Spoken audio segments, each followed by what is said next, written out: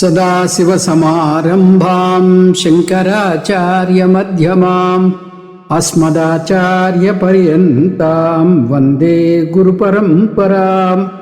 హరి ఓం శ్రీ గురుభ్యో నమః.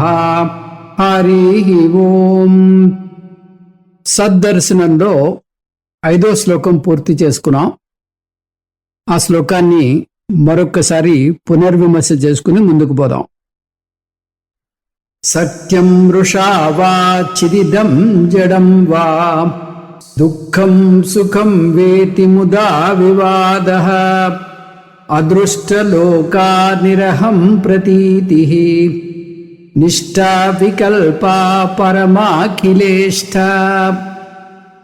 ఇదం ఈ జగత్తు సత్యం మృషావా సత్యమా లేదా అసత్యమా, చిదిదం జడం వా జడమా చేతనమా, సుఖం దుఃఖం వా సుఖమయమా దుఃఖమయమా, సుఖాన్నిచ్చేదా దుఃఖాన్నిచ్చేదా. ఇది వివాదః ఈ రకమైనటువంటి వాదన చర్చ. ముదాహ వ్యర్థము నిష్ప్రయోజనము. అదృష్టలోకాహ చూడబడని లోకము కలది. నిరహం ప్రతీతి అహం అహం స్ఫురణ లేనిది. అవికల్ప వికల్పము సందేహము లేనిది. నిష్టా నిష్టాస్థితి. పరమాహ ఉత్కృష్టమైనది. అఖిల ఇష్ట అందరకు అంటే ద్వైతాది మతానుసారులకు సమ్మతమైనది. భవతి అవుతుంది. ఈ జగత్తు వాస్తవమా కాదా, జడమా లేదా చేతనమా, ఈ జగత్తు సుఖాన్నిస్తుందా దుఃఖాన్నిస్తుందా అనే వివాదము వ్యర్థమైనది. లోక దృష్టి లేని అహం స్ఫురణ లేని స్థితియే సర్వశ్రేష్టము సర్వసమ్మతము. రమణ మహర్షి ఈ శ్లోకం ద్వారా జీవ విచారం అతి శ్రేష్టమైనది అని చెప్పదలుచుకున్నారు. జగద్విచారం కన్నా ఈశ్వర విచారం కన్నా జీవ విచారం చాలా ముఖ్యమైనది. అధిష్టానమైనటువంటి బ్రహ్మని తెలుసుకోవడంలో ఈ మూడు మనకి పనికొచ్చినా కూడా జీవ విచారం ఒక మెట్టు ఉన్నతమైనది అంటున్నారు. ఎందుకంటే జీవ విచారంలో మాత్రమే మనం అహంకారాన్ని డైరెక్ట్గా అటాక్ చేస్తాం. జగత్ విచారంలోనూ ఈశ్వర విచారంలోనూ అహం సాక్షాత్తుగా దాన్ని అటాక్ చేయడం జరగదు. కాబట్టి ఈ జీవ విచారం అనేది చాలా సమర్థవంతమైనది, మనకి చాలా ప్రయోజనకారి అంటూ చెప్తున్నారు.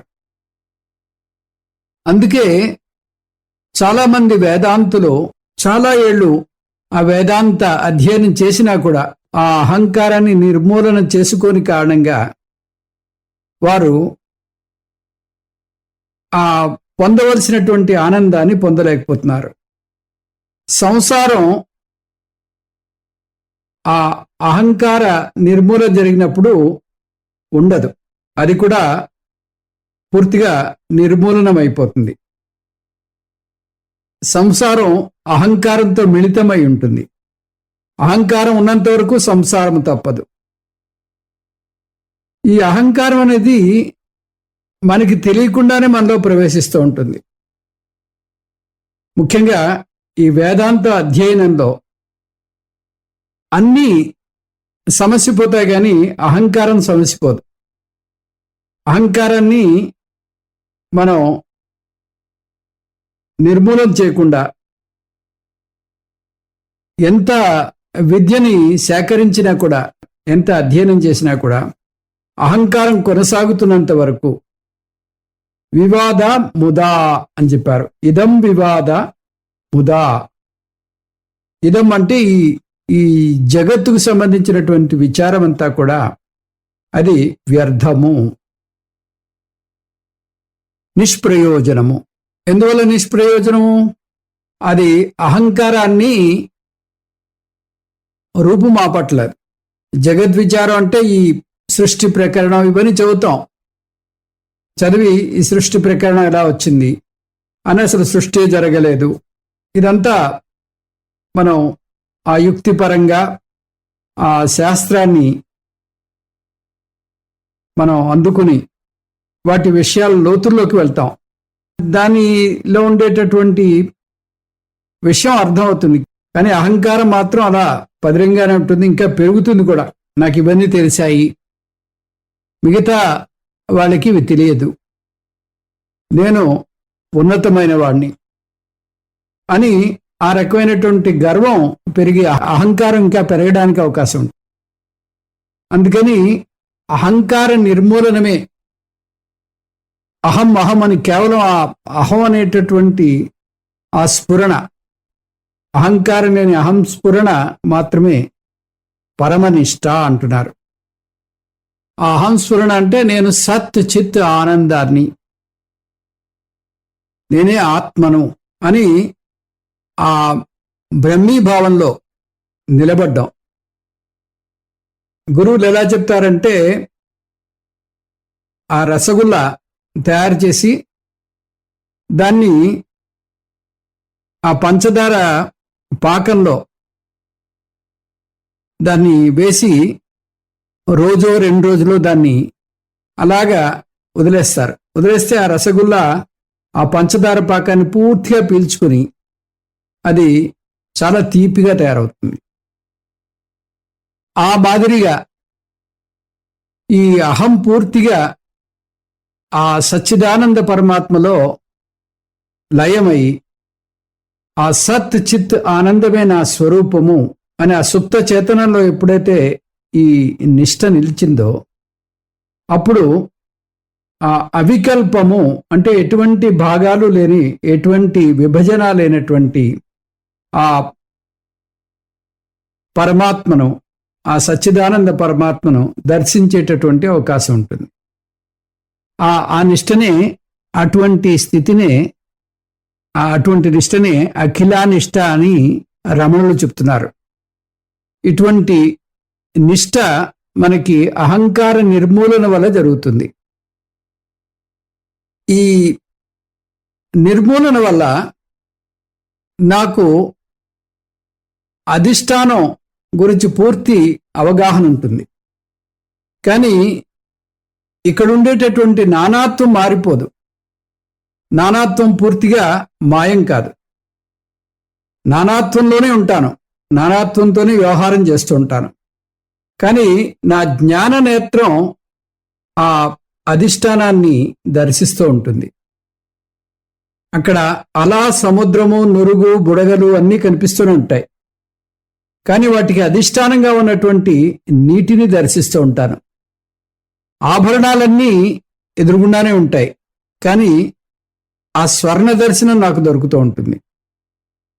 ఇది అదృష్టలోకాః అంటే ఈ లౌకికులు చూడనటువంటి ఆ దృష్టి నాకు ఏర్పడుతుంది. ఎందువల్ల ఏర్పడుతుంది? ఈ శాస్త్ర అధ్యయనం వల్ల, గురుముఖత శాస్త్రాన్ని అధ్యయనం చేయడం వల్ల ఇటువంటి అదృష్టం నాకు దొరుకుతుంది. ఈ నిష్టనే పరమ అంటున్నారు ఈ శ్లోకంలో.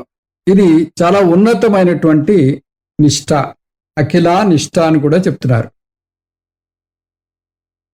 అద్వైతం అనేది ఒక అనుభవం కాదు. మౌనంలో కూర్చుంటే మనకి ఆ సమాధిలో కలిగేటటువంటి అనుభవం అద్వైత అనుభవం కాదు. ఇది ఒక అనుభవం అయినట్టయితే అది వచ్చిపోయేది. ఏ అనుభవం అయినా కూడా ద్వైతమే. ఎందుకంటే అనుభవంలో మనకి ద్వైతం పొంచి ఉంటుంది. ఆ సమాధిలోంచి బయటికి రాగానే మళ్ళీ మనం ద్వైతం ఎదుర్కోవాల్సి వస్తుంది. కాబట్టి అద్వైతం అనేది జ్ఞానము. ఆ జ్ఞానం పోదు. జ్ఞానం ఎప్పుడు ఏ స్థితిలో కూడా అలాగే ఉంటుంది. 2+2 = 4 అని ఉందనుకోండి. ఈ సమీకరణం మీరు ఏ స్థితిలో ఉన్నా కూడా ఇది సత్యమే. మీరు కష్టాల్లో ఉన్నా, సుఖాల్లో ఉన్నా, లేదా వేరే ఊరు వెళ్ళినా, ఎక్కడ ఉన్నా కూడా, వేరే దేశం వెళ్ళినా కూడా ఇదే సత్యము. ఈ సత్యంలో మార్పు లేదు. అదే మాదిరిగా ఈ అద్వైతము అనేది జ్ఞానము. అది మార్పు లేనటువంటి జ్ఞానము. అది పరమ సత్యము. ఇది అనుభవంలోకి వచ్చేది కాదు. ఈ ద్వైత ప్రపంచంతో మనం వ్యవహారం చేస్తున్నా కూడా ఈ అద్వైత సత్యం మారిపోదు. అద్వైత జ్ఞానం ఏదైతే మనలో పూర్తిగా నిష్టలాగా అది ఆ సుప్త చేతనంలో ఉందో, అది మనకి అద్వైతం ఆ సత్యాన్ని మన నుంచి దూరం చేయదు. దాన్నే జ్ఞాన నిష్ఠ అంటున్నారు రమణులు. ఇప్పుడు ఈ 6వ శ్లోకం చూద్దాం. స్వరూప బుద్ధిర్జగదీశ్వరే చ స్వరూపధీరాత్మని యావదస్తి అరూప ఆత్మా యది కః ప్రపశ్యేత్ సా దృష్టిరేకా నవదిర్హి పూర్ణా.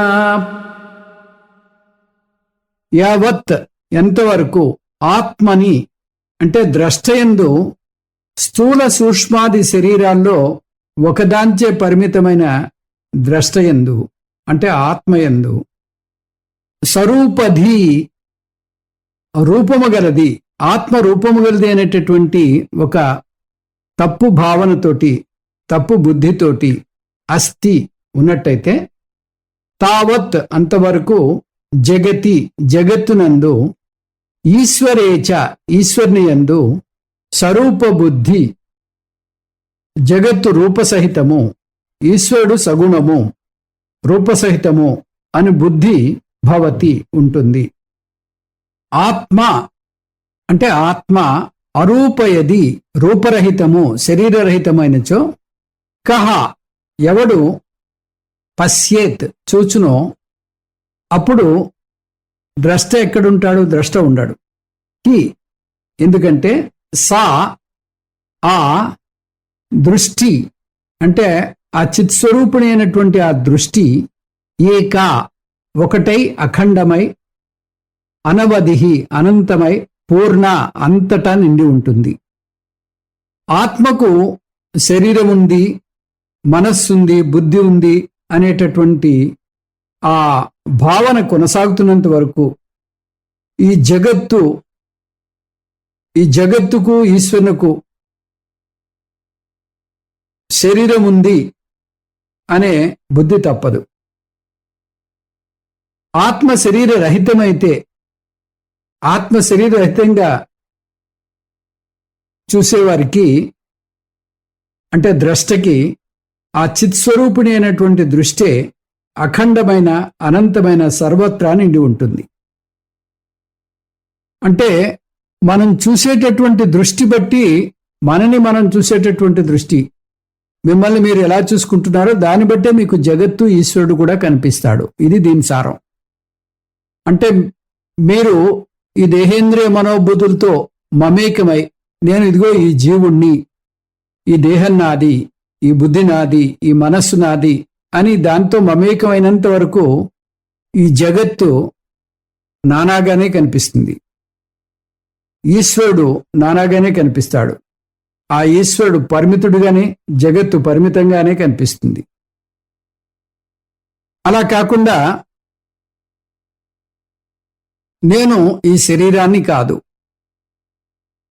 నేను ఈ మనస్సుని కాదు, నేను బుద్ధిని కాదు, నేను సచ్చిదానంద పరమాత్మను, నేను సత్ చిత్ ఆనంద స్వరూపాన్ని అని ఆ చిత్ స్వరూపాన్ని ఎవరైతే దర్శిస్తున్నారో అటువంటి ద్రష్టకు ఈ జగత్తు జగత్తు ఈశ్వరుడు రెండు కూడా మిథ్యగానే కనిపిస్తాయి. ఇక్కడ రమణ మహర్షి ఈ జీవ విచారం యొక్క ప్రాముఖ్యతను ఇంకా బలంగా మనకి నిరూపిస్తున్నారు. ఎందుకంటే ఈ అహంకార విచారం వల్ల మనకి వచ్చేటటువంటి ప్రయోజనాన్ని బాగా స్ఫుటంగా కనిపించాలనే విషయంతో రమణులు ఈ విధంగా చెప్తున్నారు. అహంకారంతో ఈ ప్రపంచాన్ని, ఇక్కడ ఉండేటటువంటి ఈశ్వరుని మనం చూసినట్టయితే ఈశ్వరుడు సగుణంగా ఉంటాడు. ఈ జగత్తంతా కూడా నానాగా ఉంటుంది. ఎందుకు? నన్ను నేను ఎలా దర్శించుకుంటున్నాను? నన్ను సగుణంగా చూసుకుంటున్నా, స్వరూపంగా చూసుకుంటున్నా. నా గురించిన అవగాహన, నేను ఇదిగో ఈ జీవుణ్ణి, ఒకరోజు పుట్టాను, ఒకరోజు మరణిస్తాను. ఈ విధమైనటువంటి ఆ పరిమితమైనటువంటి ఆ జీవభావాన్ని కలిగి ఆ దేహేంద్రియ మనోబుద్ధులతో తాదాత్మ్యం చెందుతూ నా దృష్టి ఉన్నట్టయితే నాకు ప్రపంచం కూడా నానాగా కనిపిస్తుంది. ఈశ్వరుడు కూడా సాకారంగా కనిపిస్తాడు. ఈశ్వరుడు కూడా సగుణంగా ఉంటాడు. ఇది జరిగేటటువంటి విషయం. మామూలుగా అహంకారం నిర్మూలన చేయకుండా ఈ వేదాంత విచారణ కానీ సరిపినట్టయితే, వేదాంత విచారణ జరిగినట్టయితే, వాళ్ళు ఈ ప్రపంచాన్ని, తర్వాత ఈశ్వరుణ్ణి వేరే కోణంలో చూడడానికి ప్రయత్నిస్తారు. ఆ చూడడంలో తమని తాము వేరే కోణంలో చూడడానికి ప్రయత్నించరు. ఆ జీవ విచారం చేయని కారణంగా అహంకారం ఇంకా అలాగే స్థిరపడి ఉంటుంది, పైగా పెరుగుతుంది కూడా, బాగా బలంగా తయారవుతుంది. ఎప్పుడైతే అహంకారం బాగా బలంగా తయారయ్యి ఈ జగద్విచారము ఈశ్వర విచారం చేస్తున్నాడో, ఆ సగుణమైనటువంటి భావనలు ఆ దృష్టిలో కూడా కొనసాగుతాయి. ఆ దేవుడు కూడా సగుణంగా ఉన్నాడు, ఒక వైకుంఠంలో ఉన్నాడు, లేదా కైలాసంలో ఉన్నాడు. ఈ విధంగా ఆ దేవుణ్ణి కూడా పరిమితుణ్ణి చేసి సగుణంగా మాత్రమే చూస్తాడు. ఒక ప్రదేశానికి వెళ్ళి చూస్తేనే దేవుడు అంతటా ఉన్నట్టుగా భావించడు. ఇంకా చెప్పాలంటే దేవుణ్ణి అరూపంగా చూడడం అసలు సాధ్యం కాదు. ఎందుకంటే తనని అరూపంగా ఆ ఆత్మగా చూసుకోలేనప్పుడు పరోక్షమైనటువంటి ఆ దేవుణ్ణి, పరోక్షమైనటువంటి ప్రపంచాన్ని మిథ్యగా చూడడం చాలా కష్టం. అంటే మన దృష్టికోణం బట్టి మనం చూసేటటువంటి ఆ దృశ్యం కూడా ఉంటుంది అన్నట్టుగా చెప్తున్నారు రమణులు. పరమార్థానంద దగ్గరికి ఒక ఫ్యామిలీ వచ్చింది, వాళ్ళ భక్తులు. వాళ్ళతో పాటు ఒక టీనేజర్ కూడా ఉందిట. ఆ టీనేజర్ స్వామీజీ తోటి సోనియా గాంధీ గురించి మాట్లాడిందిట. ఆమెమో ఆ టీనేజర్ సోనియా గాంధీ ఫ్యాన్. స్వామీజీ అడిగారట, నీకు సోనియా గాంధీ అంటే ఎందుకు ఇష్టం అని. అప్పుడు ఆ అమ్మాయి తడువుకోకుండా, ఆ సోనియా గాంధీ డ్రెస్ సెన్స్ అంటే నాకు చాలా ఇష్టం.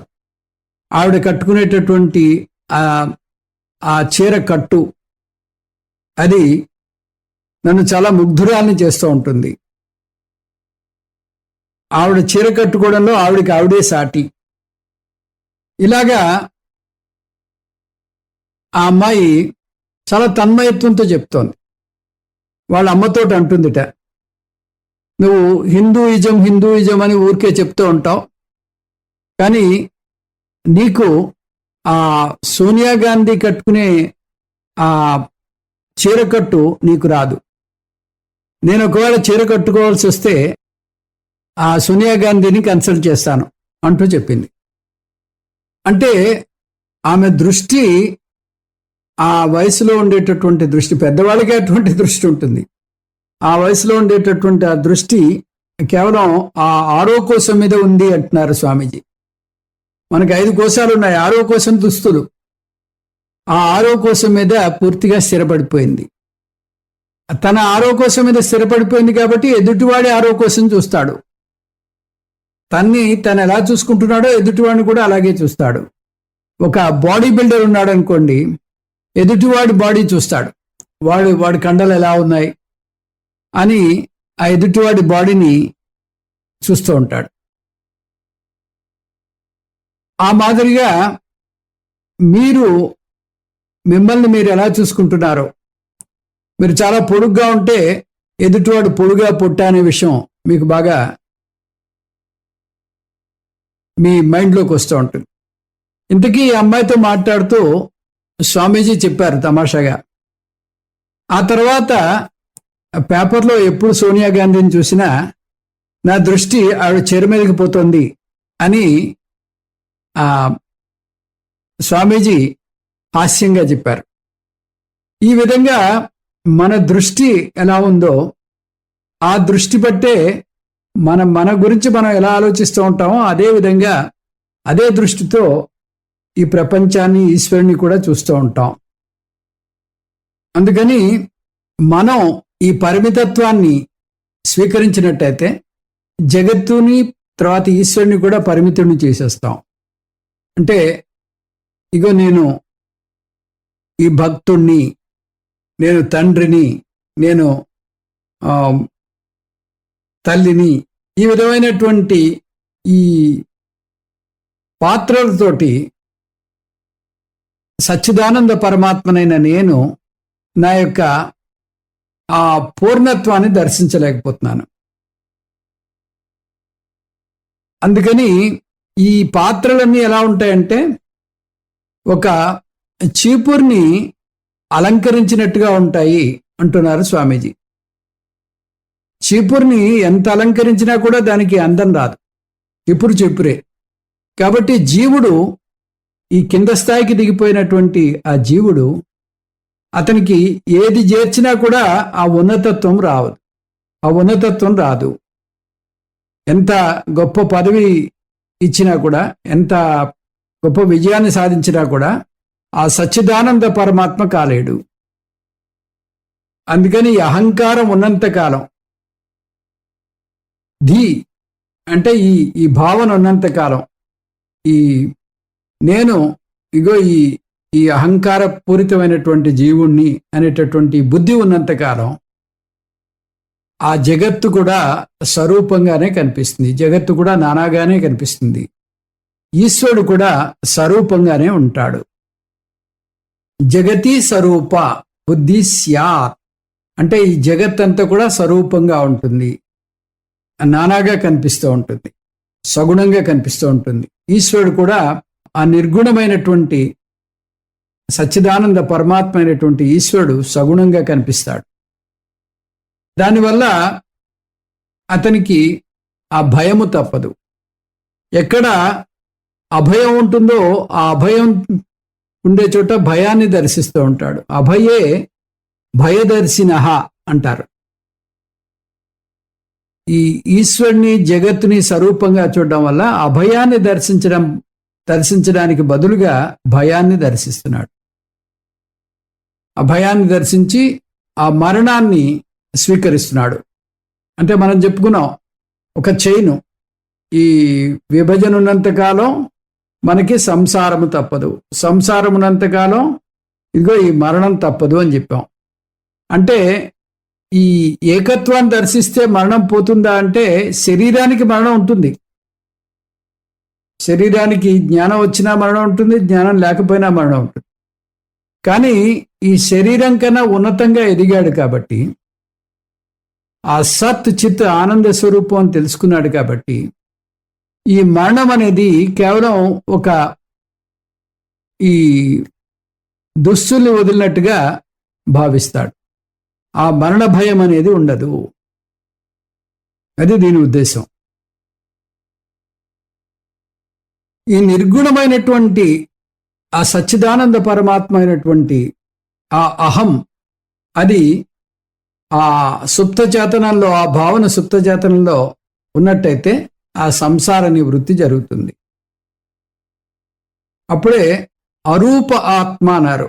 ఆ అరూప ఆత్మ ఎప్పుడైతే నా ఆ మతిలో స్థిరపడిందో, ఆ నిష్టలో ఉందో, అప్పుడు నాకు ఈ ఆనందం పూర్తిగా వస్తుంది. ఇక్కడ రమణులు ఈ అహంకార నిర్మూలన చేయాలి అని, ఆ నిర్మూలన చేయడం వల్ల కలిగేటటువంటి ప్రయోజనం, ఆ నిర్మూలన చేయాలి అనేటటువంటి విషయాన్ని చాలా పటిష్టంగా చెప్తున్నారు. కానీ ఒక్క విషయం మాత్రం ఆయన చెప్పట్లేదు, అది మీరు గమనించాలి. అదేమిటది? ఆ నిర్మూలన ఎలా చేయాలి, నిర్మూలన ఎలా చేయాలి అనేటటువంటి ఆ పద్ధతి ఏదైతే ఉందో, ఆ పద్ధతి మాత్రం ఈ గ్రంథంలో చెప్పట్లేదు. ఈ గ్రంథమే కాదు, ఇతర గ్రంథాల్లో కూడా ఆ పద్ధతి చెప్పలేదు. కాబట్టి మౌనంగా కూర్చున్నట్టయితే అహంకార నిర్మూలన అవుతుంది. అప్పుడు ఆత్మదర్శనం, ఆ సద్దర్శనం వస్తుంది. ఆ సమాధి స్థితిలో మనకి ఆనందం లభిస్తుంది. అదే ఆత్మ అనేటటువంటి ఒక తప్పుడు భావనతోటి ఉంటారు. సమాధి స్థితిలో ఆనందం వస్తుంది, దాన్ని ఎవరు కాదనరు. కానీ ఆ ఆనందము ఆత్మ కాదు, ఆ అనుభవం అద్వైతానుభవం కాదు. అద్వైతానుభవం మీకు సమాధిలో లేకపోయినా, సమాధిలో ఉన్నా ఎప్పుడూ ఉంటుంది. ఎందుకంటే అది సాక్షాత్తు మీరే కాబట్టి. ఆత్మ మీరే. ఆ నేను నేను అనే స్ఫురణే అద్వైతానుభవం. అహంకారం లేనటువంటి ఆ సచ్చిదానంద పరమాత్మను నేను అనేటటువంటి ఆ జ్ఞాననిష్టే అద్వైత అనుభవం.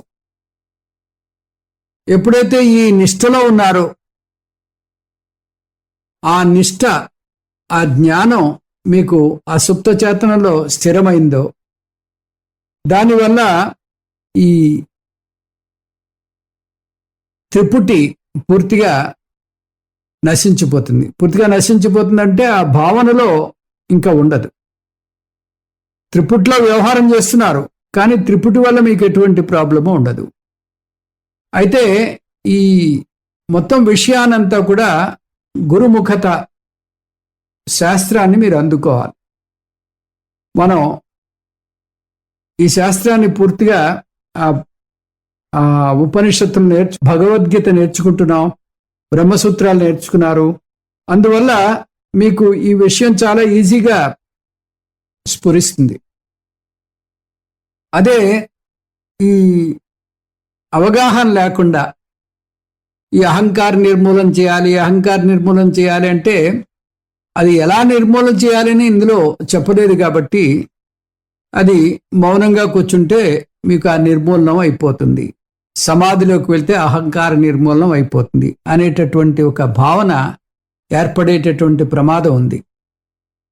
సాదృష్టి ఏకాహ అంటే నేను అరూపమైనటువంటి ఆత్మను అనేటటువంటి ఆ దర్శనమే, అదే ఆ సచ్చిదానంద ఆత్మను అనేటటువంటి ఆ దర్శనమే, అదే ఈ త్రిపుటిని పూర్తిగా మటుమాయం చేసేటటువంటి, ఆ విభజన పోగొట్టేటటువంటి ఆ దర్శనము.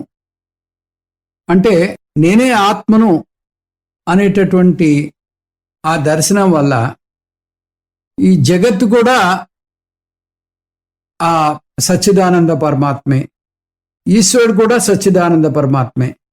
కాబట్టి మనం జీవ విచారం పూర్తిగా చేసినట్టయితే, పూర్తిగా చేయడం అంటే ఎలాగా? గురువు శాస్త్రాన్ని అందుకుని, గురువు సహాయంతో శాస్త్రాన్ని అందుకుని ఆ జీవ విచారం కానీ చేసినట్టయితే ఈ రకమైనటువంటి అజ్ఞానం పూర్తిగా సమసిపోయి అహంకార నిర్మూలన జరిగి మనకి విషయం బోధపడేటటువంటి అవకాశం ఉంది. ఇప్పుడు ఈ ఈశ్వరుడు పరిమితుడు, సగుణమైనటువంటి ఈశ్వరుడు పరిమితమైన వాడు, సగుణమైనటువంటి జీవుడు పరిమితమైన వాడు, సగుణమైనటువంటి జగత్తు పరిమితమైనది. ఎప్పుడైతే మీరు ఈ నిర్గుణమైనటువంటి జీవదర్శనం చేస్తున్నారో అప్పుడు ఈ జగత్తు అపరిమితమైనది, జీవుడు అపరిమితమైన వాడు, తర్వాత ఈశ్వరుడు కూడా అపరిమితమైన వాడు అని తెలుస్తోంది. అంటే 3 తత్వాలు కూడా అపరిమితమైనవి. అంటే 3 తత్వాలు ఉన్నాయంటే మళ్ళీ మీకు 3 తత్వాలు ఉన్నాయి, 3 అపరిమితంగా ఉన్నాయని మీకు ఎప్పుడైతే వచ్చిందో అది మళ్ళీ శాస్త్ర విరుద్ధం. ఏకమేవా ద్వితీయం అని చెప్తున్నాం కదా. అందుకని ఆ 3 తత్వాలు కావు, 3 ఒకటే. అదే ఆ చైతన్యము. 3గా కనిపించింది ఇంతకుముందు. ఇప్పుడు ఆ 3టికి అధిష్టానంగా ఆ ఆత్మ మాత్రమే ఉంది. ఆ ఆత్మే నా యొక్క నిజస్వరూపము. ఆత్మే వీటన్నిటికీ అధిష్టానము అని మనకి ఆ సత్యనిష్టలో నిలబడగలుగుతాం. బ్రహ్మార్పణం బ్రహ్మహవిః బ్రహ్మాగ్నో బ్రహ్మణాహుతం బ్రహ్మైవతేన గంతవ్యం బ్రహ్మకర్మ సమాధిన. ఈ విధంగా అంతా ఇక్కడ ఉన్నదంతా కూడా ఆ బ్రహ్మమే అనేటటువంటి ఆ భావనతోటి మనం ఆ పూర్ణత్వ సిద్ధితోటి మనం ఆనందాన్ని అనుభవించేటటువంటి అవకాశం ఉంటుంది. ఇది దీంట్లో ఉండేటటువంటి విషయం. జ్ఞాననిష్ట అని చెప్పారు ఇందులో. ఆ దర్శనం వల్ల, జ్ఞాననిష్ట వల్ల, అంటే నేను ఆ సచ్చిదానంద పరమాత్మను, నేను దేహాన్ని కాదు, నేను మనసును కాదు, నేను బుద్ధిని కాదు అని ఈ జీవభావాన్ని, ఈ అహంకారాన్ని పూర్తిగా రూపుమాపి ఆ సచ్చిదానంద పరమాత్మలో నిలబడితే మీకు అలవోకగా ఆ జగత్తు తర్వాత ఈశ్వరుడు కూడా మిథ్యగా తోచి కేవలం ఆ సత్ మాత్రమే కనిపిస్తుంది. ఇది దీంట్లో ఉండేటటువంటి విషయం. ఈ అహంకారం అనేది మనకి తెలియకుండానే అనేక రకాలుగా మనలో వ్యక్తమవుతూ ఉంటుంది. నేను గురువుని అనేది ఒక అహంకారం. ఆ గురువుని అనేటటువంటి అహంకారం ఎప్పుడైతే వచ్చిందో అందరూ నాకు వచ్చి పాద నమస్కారాలు చేయాలి. ఈ విధమైనటువంటి ఒక అహంకారం పెరిగిపోతుంది. అందుకని ఈ అహంకారం నుంచి బయటపడడానికి నా మట్టుకు నేను ఎవరైతే నమస్కారం చేస్తున్నారో వాళ్ళలో బ్రహ్మం చూడాలి అనేటటువంటి ఆ కోరికతోటి నాకు తెలియకుండా నేనే వారికి నమస్కారం చేస్తూ ఉంటా. అంటే ఈ నమస్కారం పెట్టేది ఆ బ్రహ్మే, స్వీకరించేది కూడా ఆ బ్రహ్మే అనే ఆ సర్వాత్మ భావాన్ని నాలో నెలకొని నాకు ఆ అహంకారం ఉండకుండా చేయాలని ఆ భగవంతుణ్ణి వేడుకుంటూ ఉంటాను. ఈ విధంగా ఈ గురుత్వం కూడా పెద్ద అహంకారంతో కూడింది. దీని నుంచి మనం బయటపడకపోతే ఇది కూడా మనని ఆ ఆధ్యాత్మికంగా కిందకి తోసేస్తూ ఉంటుంది. అలాగే శిష్యుడు ప్రేమ సిద్ధార్థ గారు మాకు ఒక జోక్ చెప్పారు. ఆయన దగ్గరికి ఓ శిష్యుడు వస్తూ ఉండేవాట. ఆ శిష్యుడు, నేను మీకు పాదరేణువు లాంటి వాణ్ణి అంటూ చాలా వినయం ప్రదర్శించేవాడు. ప్రేమ సిద్ధార్థ ఆయన ఒకసారి పరిచయం చేయాల్సి వచ్చింది.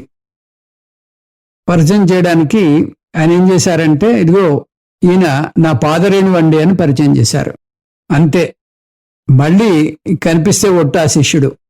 అంటే కేవలం లిప్ సర్వీస్, ఆ నోటి మాట కోసం మనం చెప్తాం కానీ అది హృదయాంతరాలలో లేదు. ఈ విధంగా అహంకారం మనకి తెలియకుండానే మనలో ప్రవేశించి అది మన్ని ఈ భేదబుద్ధికి గురి చేస్తుంది. అందుకని ఈ అహంకారాన్ని జాగ్రత్తగా పరిశీలిస్తూ ఎక్కడికక్కడే దాన్ని మనం పూర్తిగా నాశనమయ్యేటట్టు చూస్తూ ఉండాలి. ఏత్పంచకోశాత్మకమస్తి దేహం తదంతరా కిం భువనం చకాస్తి దేహం వినా పంచవిధం తదేతత్ పశ్యంతి కేవా భువనం భణంతు యత్ ఏ దేహం శరీరం అస్థి ఉన్నదో తత్ అంతరా ఆ దేహం లేకుండా ఏతత్ ఈ పంచవిధం 5 భేదములు గల దేహం వినా దేహం లేకుండా ఏవా ఎవరు భువనం జగత్తును పశ్యంతి చూడగలుగుతారు.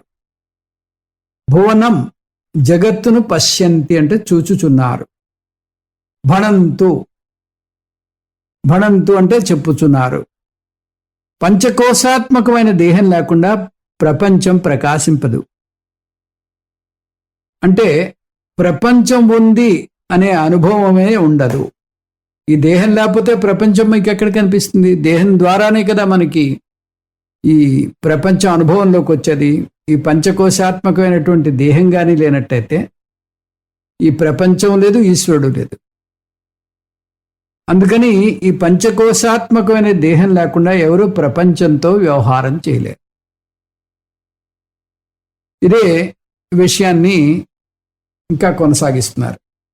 జీవ విచారం యొక్క ప్రాముఖ్యతని, ఆ సాధకుడికి దీంట్లో ఉండేటటువంటి విశిష్టతని, దీంట్లో ఉండేటటువంటి ప్రయోజనాన్ని బాగా తెలియజేయాలనేటటువంటి ఉద్దేశంతో ఇది మళ్ళీ కొనసాగిస్తున్నారు. ఇది మనకి 5వ శ్లోకంలో చూపించారు. ఇప్పుడు 6వ శ్లోకంలో మన యొక్క దృష్టి బట్టి ఆ ప్రపంచము ఈశ్వరుడు కనిపిస్తారు అంటూ చెప్పారు. అంటే మనని మనం ఎలా చూసుకుంటున్నాం అంటే జీవుడు తనని ఏ విధంగా భావిస్తున్నాడు దాన్ని బట్టి జగత్తు ఈశ్వరుడు ఉంటాయి అంటూ చెప్పారు మనకి ఈ 6వ శ్లోకంలో. అంటే జీవుడు తన్ని ఇదిగో ఈ దేహంగాను, ఈ మనస్సుగాను, బుద్ధిగాను, దేహేంద్రియ మనోబుద్ధులుగాను, ఈ కార్యకరణ సంఘాతంగాను భావించినట్టయితే, అహంకారమిళితమైనటువంటి ఈ దేహేంద్రియ మనోబుద్ధులుగా భావించినట్టయితే ఆ జగత్తు కూడా అలాగే ఉంటుంది. స్వరూప బుద్ధి అన్నాడు. ఇది స్వరూపంగా ఉంటే అది కూడా స్వరూపంగా ఉంటుంది. ఆ జగత్తు కూడా నానాగా కనిపిస్తూ ఉంటుంది. అది కూడా రకరకాలైనటువంటి వివిధంగా కనిపిస్తూ ఉంటుంది. వివిధం భాత్. అలాగే ఈశ్వరుడు కూడా సగుణంగా ఉంటాడు. ఆయనకు ఒక ప్రదేశం ఉంటుంది. ఆయన చూడాలంటే రకరకాల ఆలయాలన్నీ దర్శించాలి. ఇంతకుముందు చెప్పుకున్నాం, ఈశ్వరుడు భక్తుడైతే 12 ఆ జ్యోతిర్లింగాలు దర్శించాలంటారు. అదే విష్ణు భక్తుడైతే 108 విష్ణు క్షేత్రాలు దర్శించాలి. దేవి భక్తుడైతే 18 క్షేత్రాలు దర్శించాలి. ఈ విధంగా ఆ స్వరూప బుద్ధి ఎప్పుడైతే ఇంకా కొనసాగుతుందో, దేనికో ఈ దేహాన్ని, ఈ మనస్సుని, బుద్ధిని అని ఆ స్వరూప బుద్ధిని దాటకుండా అదే కొనసాగిస్తున్నాడు, అహంకారాన్ని కొనసాగిస్తున్నాడు. అప్పుడు ఆ జగత్తు కూడా అలాగే ఉంటుంది, ఈశ్వరుడు కూడా అలాగే ఉంటాడు. పరిమితంగా కనిపిస్తారు. ఉన్నతమైనటువంటి అధిష్టానం మనకి దొరకదు అంటూ చెప్పారు. ఇంకా ఇప్పుడు ఈ శ్లోకంలో మనకి రమణులు చెప్పేది ఏంటంటే, అహంకారం నుంచే ఇగో ఈ జగత్తు తర్వాత ఈశ్వరుడు ఉత్పన్నమవుతున్నారు. అహంకారం ఉంటేనే ఇగో ఈ రకమైనటువంటి జగత్తు తర్వాత ఈశ్వరుడు మనకి ఆటోమేటిక్గా ఆ ప్రేరణ కానీ ఆ ఉత్పత్తి కానీ జరుగుతుంది. అంటే నేను ఈ జీవభావాన్ని కొనసాగిస్తున్నంత వరకు, ఈ అహంకారాన్ని కొనసాగిస్తున్నంత వరకు నాకు ఈ జగత్తు అనేది ఉంటుంది. అంటే జగత్తు ఉత్పన్నమైంది అంటున్నారు. అలాగే ఈశ్వరుడు ఉత్పన్నమయ్యాడు. ఈశ్వరుడు అంటే వ్యవహారమైనటువంటి ఈశ్వరుడు, అంటే స్వరూపమైనటువంటి ఈశ్వరుడు. అలాగే స్వరూపమైనటువంటి ఈ ప్రపంచం. ఇవి ఎప్పుడు ఉంటాయట? అహంకారం నుంచి ఉత్పత్తి అవుతాయట. అహంకారం లేకపోతే ఆ వ్యవహారమైనటువంటి ఈశ్వరుడు లేడు, వ్యవహారమైనటువంటి జగత్తు లేదు, వాటి ఉత్పత్తి జరగలేదు. అంటే అవి మాయమైపోతాయంటే చెప్పుకున్నావు, ఉంటాయి కానీ వాటి నిజస్థితిలో మనం ఆ దాని యొక్క అధిష్టానాన్ని దర్శిస్తున్నాం కాబట్టి ఉన్నా లేనట్టే.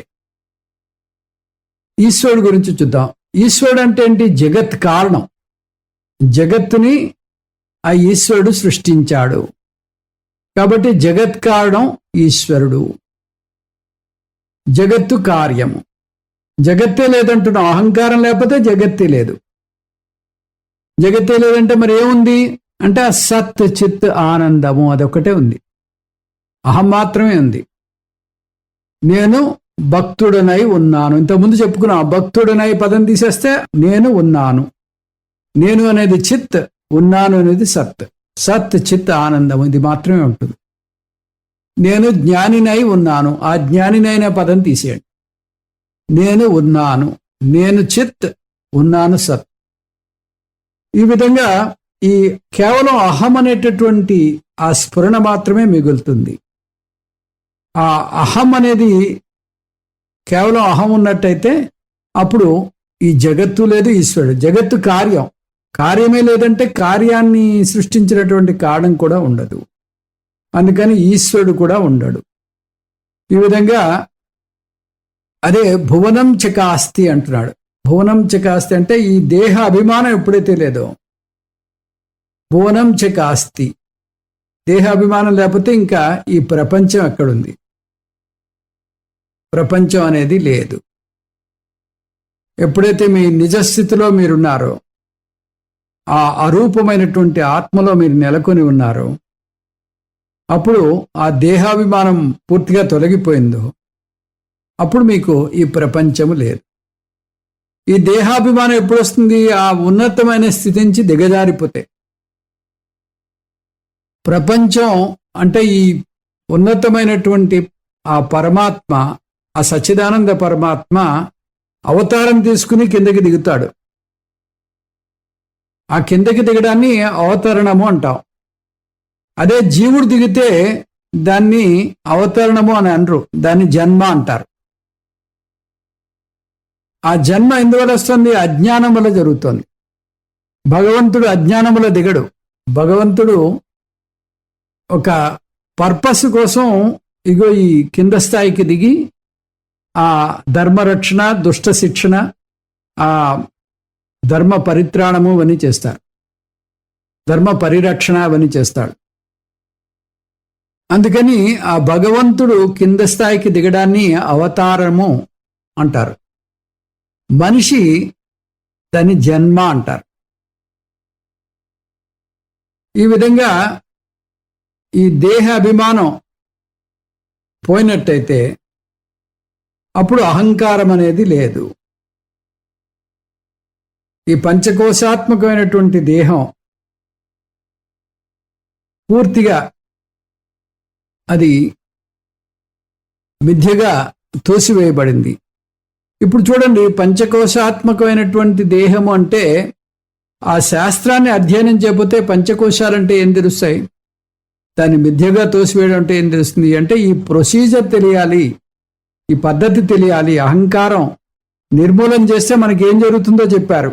కానీ ఇది ఎలా, దీన్ని నిర్మూలన ఎలా చేయాలి అంటే ఈ పంచకోశ వివేకము, శరీర త్రయ వివేకము, దృగ్దృశ్య వివేకము, ఇవన్నీ కూడా మనం ఆ శాస్త్రాన్ని గురుముఖంగా అధ్యయనం చేయడం వల్ల మనకి తెలుస్తాయి. అందుకని గురువు యొక్క, శాస్త్రం యొక్క ఆవశ్యకత చాలా ఉంది. రమణులు చెప్పేటటువంటి అహంకార నిర్మూలన చాలా మంచిది, అది 100% యూస్ఫుల్. కానీ డైరెక్ట్గా పుస్తకాలు చదివి కళ్ళు మూసుకుని కూర్చుంటే అది అహంకార నిర్మూలన మాత్రం జరగదు. నిర్మూలన జరగకపోగా అది మీరేదో సాధించారనుకునేటటువంటి భ్రాంతిలో పడిపోయేటటువంటి అవకాశం కూడా ఉంది. ఈ మొత్తం ఈ టెక్స్ట్ బుక్ అంతా చదివితే అందులో ఎంతో వేదాంత పరిభాష ఉంది. ఈ వేదాంత పరిభాష మనకి అర్థం అవ్వాలంటే తప్పనిసరిగా గురువుని ఆశ్రయించాలి. శ్రోత్రియుడు, బ్రహ్మనిష్ఠుడైనటువంటి గురువుని ఆశ్రయించాలి. ఆశ్రయించి దీని అర్థాన్ని శాస్త్రపరంగా తీసుకున్నట్టయితే దీనివల్ల మనకి చేకూరవలసినటువంటి ప్రయోజనం పూర్తిగా మనకి దొరుకుతుంది. మన దృష్టి కోణం బట్టి మనకి ప్రపంచం ఎలా కనిపిస్తుంది అనే విషయం మీద వేదాంతంలో ఒక చిన్న కథ ఉంది. అదేంటో తెలుసుకుందాం. అజ్ఞానంతో మీరు చూసినట్టయితే ప్రపంచం ఒకలాగుంటుంది. జ్ఞానపూరితంగా జ్ఞాన నేత్రాలతో మీరు కానీ ప్రపంచాన్ని చూసినట్టయితే ఆ దృష్టి మరొకలాగా ఉంటుంది. దీన్ని చూపించేటటువంటి ఒక చిన్న కథ ఉంది. ఆ కథ ఏంటో తెలుసుకుందాం. సుబ్బారావు, సుబ్బలక్ష్మి ముంబై నుంచి ట్రాన్స్ఫర్ మీద ఈ మధ్యనే హైదరాబాద్ వచ్చారు. మణికొండలో 8వ అంతస్తులో బ్యాంకు వారు అమర్చిన ఫ్లాట్లో కాపురం ఉంటున్నారు. వారు కొత్తగా బదిలీ అవడం వల్ల అంతా కొత్తగా ఉంది. ఎవరితోనూ ఇంకా పూర్తిగా పరిచయాలు ఏర్పడలేదు. సుబ్బలక్ష్మి ఉద్యోగం చేయటం లేదు. గృహిణిగా ఇంటి పనులని ఆవిడే చూస్తూ ఉంటుంది. ఎదురింటి ఫ్లాట్లో వీళ్ళలాగే మరొక జంట ఉంది. ఎప్పుడో పోయి పరిచయం చేసుకోవాలి అనుకుంది. ఆ ఎదురింటి ఆవిడ బాల్కనీలో ఆరేసిన ఉతికిన బట్టలు చూసి, అయ్యో ఎంత మురికిగా ఉన్నాయో, ఉతికాక కూడా. ఈవిడకు బట్టలు ఎలా ఉతకాలో బొత్తిగా తెలిసినట్లేదు అంటూ వాపోయింది. రోజు సుబ్బలక్ష్మి బాల్కనీలోకి రావడం, ఎదురింట్లో ఆరేసిన బట్టలు చూడడం, అయ్యో అయ్యో అని నోరు నొక్కుకోవడం చేస్తోంది. అంతేకాదు, భర్త ఇంట్లో ఉంటే ఆయనను పిలిచి ఆ రోజు ఆ ఎదురింట్లో ఉతికిన బట్టలను చూపించి, చూడండి ఈవిడికి బొత్తిగా బట్టలు ఉతకడం రాదనుకుంటా అని వాపోయేది. భార్య బాల్కనీలోకి పిలవడం, ఎదురింటి బాల్కనీలో ఆరేసిన మురికి బట్టలను చూపించడం, అయ్యో అయ్యో అనడం, ఈ తంతు సుబ్బారావుకి రోజు పరిపాటైపోయింది. ఆ రోజు ఉదయం సుబ్బలక్ష్మి మామూలుగానే బాల్కనీలోంచి ఎదురింటి బాల్కనీలోకి చూసింది. దాదాపుగా మూర్ఛపోయినంత పని అయింది. ఏమండి, రండి రండి అంటూ సుబ్బారావుని బాల్కనీలోకి పిలిచింది. ఆ బట్టలు చూడండి ఎంత తెల్లగా మెరిసిపోతున్నాయో. బహుశా మన మాటలు ఎవరో ఆవిడికి మోసేసి ఉంటారు అంది. సుబ్బారావు నవ్వి, పిచ్చిదానా, మన బాల్కనీ అద్దం బయట వైపు మట్టి కొట్టుకుపోయి ఉంది. అది ఈ క్వార్టర్స్ మేనేజ్మెంట్కి కంప్లైంట్ చేశాను. వారు నిన్న ఈ వెనక భాగాన్ని క్లీన్ చేయించారు. నువ్వు ఆ మురికి అద్దంలో చూసి మురికిగా బట్టలు ఉన్నాయని భ్రమపడ్డావు. ఎదురింటి బాల్కనీ బట్టలు అప్పుడు తెల్లగానే ఉన్నాయి, ఇప్పుడు తెల్లగానే ఉన్నాయి అని ముక్తాయింపు పలికాడు సుబ్బారావు. మురికి అద్దంలోంచి తెల్లటి బట్టలు మురికిగా కనిపించినట్టు అజ్ఞానం పోనంత వరకు ఈ నానాత్వం తప్పదు. అహంకార నిర్మూలనమే అజ్ఞాన నిర్మూలనం. జీవ జగత్ ఈశ్వరులను నామరూపాలుగా మిథ్యగా తోసిపుచ్చినప్పుడే నా స్వరూపమైన పూర్ణత్వం, ఆనందం నాకు తెలుస్తాయి. ఓం తత్సత్. సర్వం శ్రీకృష్ణార్పణమస్తు. ఓం పూర్ణమదః పూర్ణమిదం పూర్ణాత్ పూర్ణముదచ్యతే పూర్ణస్య పూర్ణమాదాయ పూర్ణమేవావశిష్యతే. ఓం శాంతి శాంతి శాంతి.